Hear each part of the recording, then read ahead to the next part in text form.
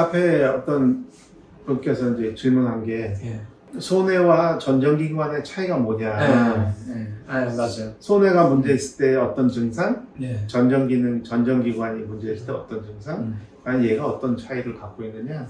그게 사실 되게 좋은 질문이고 물론 환자시니까 힘들어 하실 것 같은데 일단 소뇌는 어떻게 보면 큰 뇌, 소뇌, 척추를 통해서 우리 브레인이 하고 있는 모든 걸 다 관할하잖아요. 굉장히 그냥 전지전능한 어떻게 보면 조그만 뇌지만 큰 뇌보다 더 많은 역할을 그래서 우리 자율신경, 뭐 큰 뇌에 명령하는 거, 기저핵에서 근육을 움직이는 거, 척추의 중심을 잡는 거, 심지어 우리가 소화를 시키고 언어를 표현하고 말을 잘하고 또 기억을 하는 거, 눈동자 움직이게 하는 거 이런 모든 게 사실은 소뇌가 시시각각으로 하니까 소뇌는 조금이라도 문제가 생기면 모든 증상이 다 나타나죠.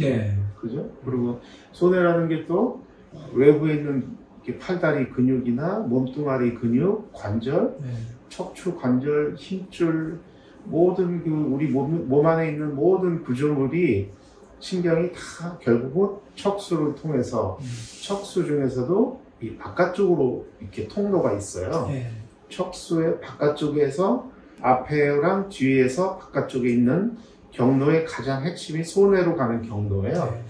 그래서 영어로는 스파이노 세레벨라, 척수 소뇌 경로라고 하는. 그러니까 발이든 손이든 무릎이든 척추, 허리, 관절, 모든 턱관절, 모든 이 근육이 관절은 결국 신경을 통해서 척수를 통해서 바깥쪽에 있는 길을 통해서 가운데 있는 소뇌로 가서 소뇌는 다시 반대쪽 크로스에서 뭐 시상이라든지 큰 뇌라든지 또 이제 그 주변에 있는 호흡을 하는 중추, 심장 박동에 관여하는 거, 소화기에 관여하는 거, 그리고 마지막으로 전정핵, 전정기관하고 또 서로 이게 커넥션이 돼 있죠. 그러니까 소뇌는 전정기관하고만 연결되어 있는 게 아니라 우리 자율신경 그죠? 눈의 움직임, 소화, 숨 쉬는 거, 심장 박동 조절 이런 게 다 관여하니까 굉장히 더 전정기관보다는 더 광범위하다고 볼 수 있죠.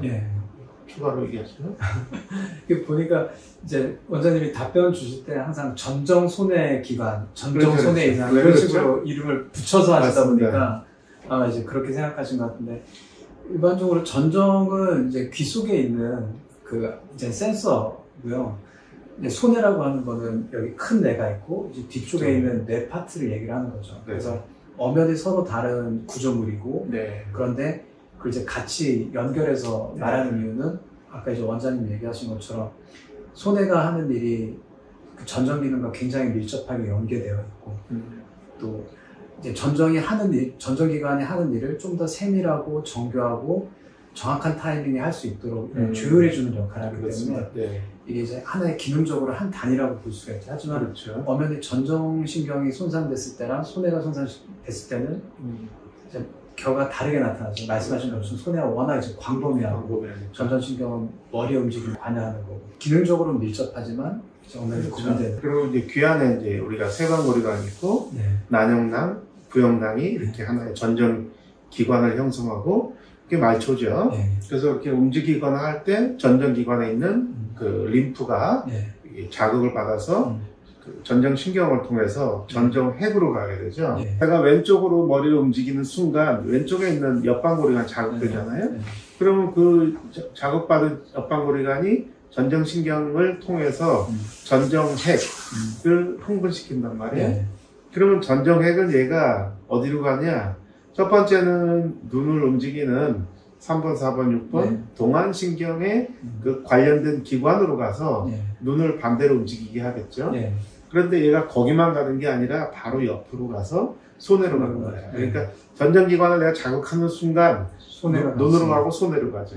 그리고 또 하나는 척추로 가는 거죠. 그러니까 전정기관, 우리가 이렇게 머리를 움직이면 전정기관이 흥분되고 동시에 눈이 움직여지고 소뇌를 자극하고 척추의 움직임을 관여하는데 자, 그래서 전정은 항상 소뇌랑 형제지관이다. 전정핵, 베스티뷸러 세레벨룸이라고 하는데 그런데 이제 소뇌는 그 모든 부분이 다 전정기관의 기능을 다 받느냐? 물론 전반적으로 봤지만 손해 중에서도 바깥쪽, 중간, 가운데가 있잖아요. 네. 손의 가운데 있는 부분이 우리 몸에 있는 미들라인 스트럭처고 네. 미들라인에 있는 척추의 중심이 브레인으로 따지면 3번, 4번, 6번 눈을 관여하는 신경들도 가운데 있어요. 네. 미들라인. 네. 그러니까 미들라인 서로 형제 집안이에요. 네. 그거를 관여하는 게 전정신경이고 전정핵이다. 네. 전정핵이 흥분하면 손해의 가운데 부분을 자극하고 브레인의 가운데 부분에 있는 눈의 움직임에 관여하는 신경을 관여하고 네. 척추의 중심을 관여하고 네. 그러니까 뭐냐 전정기관이 문제가 생기거나 손해의 중심이 문제가 생기면 눈이 떨리게 되고 척추의 중심 근육이 중심을 못 잡아주니까 자세가 구부정하거나 떨리게 되거나 붕 뜨게 된다. 이런 거 아니겠습니까? 예. 그림이 좀 있어야 될 것 같은데. 넣으면 돼요. 네. 그래서 마지막으로 말씀드리면 손해가 그런데 말씀드린 것처럼 척수의 바깥쪽에 있기 때문에 네. 이게 외부적으로 교통사고를 당하거나 네. 연세가 많이 드시면 뼈 자체가 특히 상부경추에 네. 뼈가 이렇게 퇴화가 되잖아요. 네. 퇴행성이 오면 삐쭉삐쭉 나오죠. 네.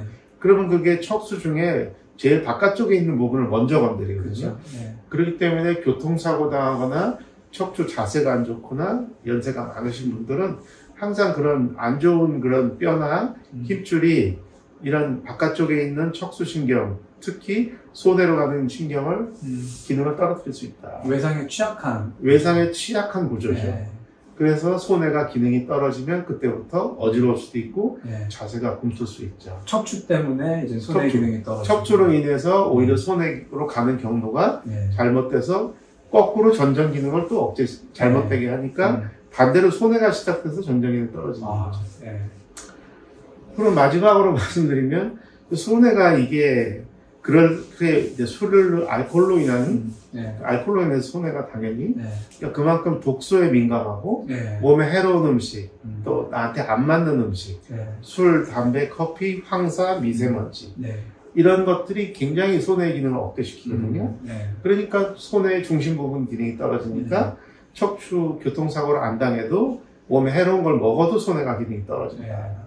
그런 면이 있고 그런데 그런 것도 없이 타고나기를 유전적인 변이가 있어서 아니면 가족력이 있어서 DNA, RNA의 변이가 있는 경우도 손해에 병변이 오는데 그것을 우리가 스카라고 해서 스파이널 세레벨라 애트로피 그러니까 손해 위축증 그게 유전적으로도 올 수 있지만 멀티플 시스템 애트로피라고 해가지고 다발성 시스템 위축증에서 거기에 해당하는 게 파킨슨이죠. 그래서 MSA라고 해서 파킨슨이 올 수도 있고, 그러니까 뇌신경 어떤 그 퇴행성 질환 중에 파킨슨이 있고 또 하나가 손해가 있는데 그걸 MSA-P, P는 파킨슨, MSA-C 이거는 손해.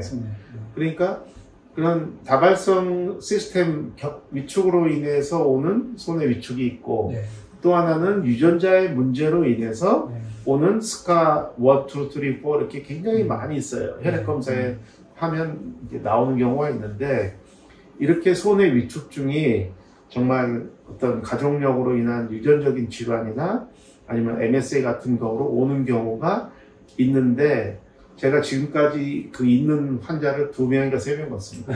별로 많은 케이스는 아닌데 거의 없다고 봤는데 우리 환자분들은 내가 이거 그거 아니냐 손해 위축 아니냐 MRI 찍어도 잘 안 나온다는데 심혈이 좀 불안하죠. 불안해가지고 너무 많이 아시는 거예요. 전혀 관계가 없는 그러니까 거의 틀림없이 대부분은 그건 아니시니까 제가 걱정하시지 말고 정말 내가 그런 문제 있을 것 같으면 유전자 검사랑 MRI 찍으시면 정확하게 알 수 있습니다. 근데 꼭 그런 거 아니더라도 아까 말씀하신 것처럼 이제 뭐 음주나 아니면 그렇죠. 그러니까 염증을 일으키는 안 좋은 음식들, 그렇죠. 생활 습관들 이런 걸로 인해서 생긴 경우가 많잖아요. MRI는 이상이 없지만 기능적으로. 아니 그래서 실제로 환자분들이 저희가 이제 진료를 하면 제일 첫날 환자분들한테 음식 관리를 강조하잖아요. 뭐 곡물이나 밀가루, 또 이제 당분 섭취 제한하게 하는데 의아해하실 수는 있지만 실제로 이렇게 음식 조절하면서 좋아지시는 분들이 상당히 많아요.